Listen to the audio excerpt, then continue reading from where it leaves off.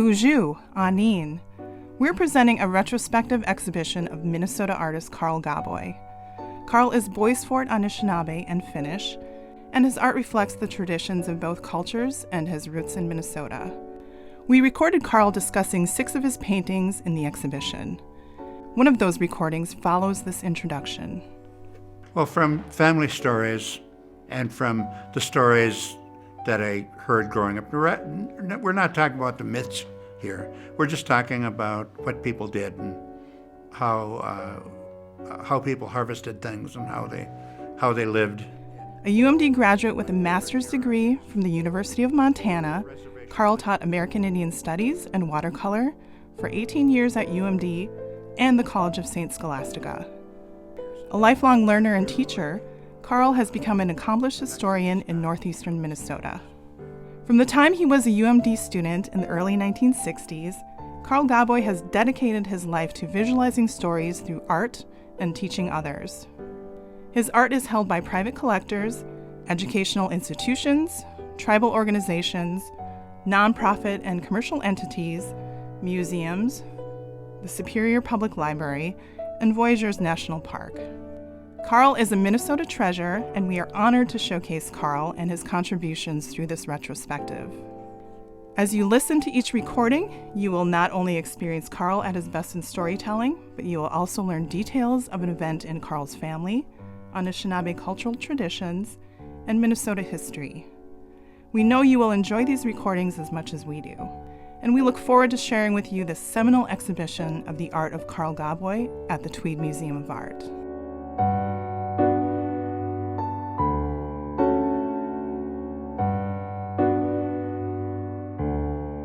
Thanksgiving feast at the Old Roundhouse and Joe Pete's apron dance. It's typical about the way that I set about doing a painting, especially one that's set in the historical past.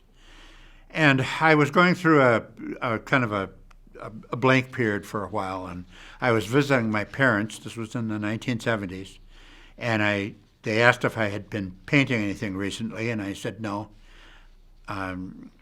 And they said, I don't know what to paint. And they said, well, why don't you paint Joe Pete's apron dance? And as soon as I heard those words, out came my sketchbook, and I basically said, well, tell me more about it. And this was a memory of my parents when they were living on the reservation in the 1920s. And when Joe Pete would do something like shoot a bear, he would throw a Thanksgiving feast for everyone in the village.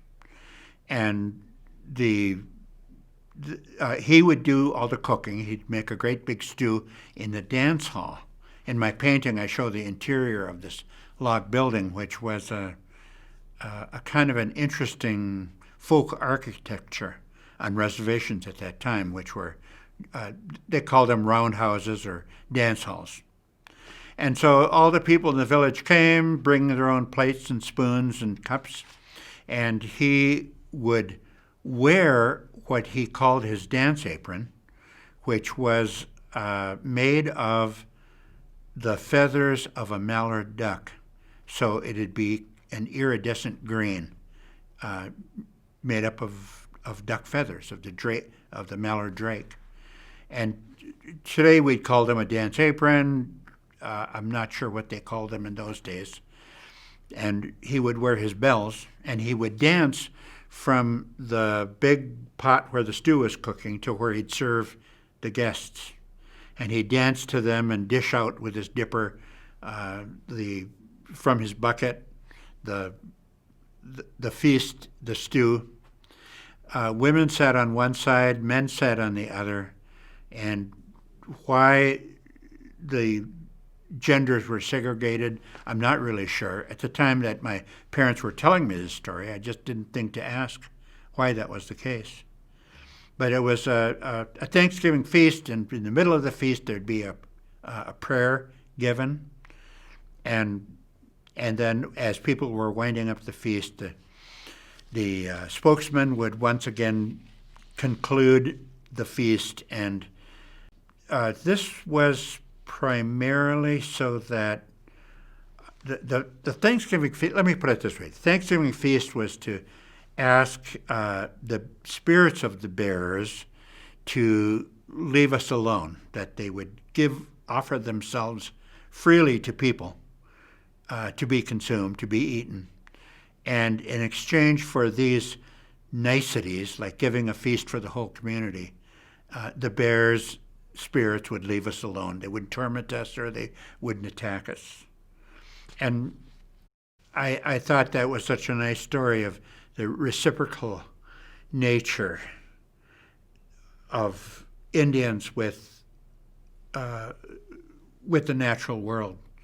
And this was in the 1920s that this custom was still there. You hear echoes of it every once in a while at prayers given at feasts and things like that.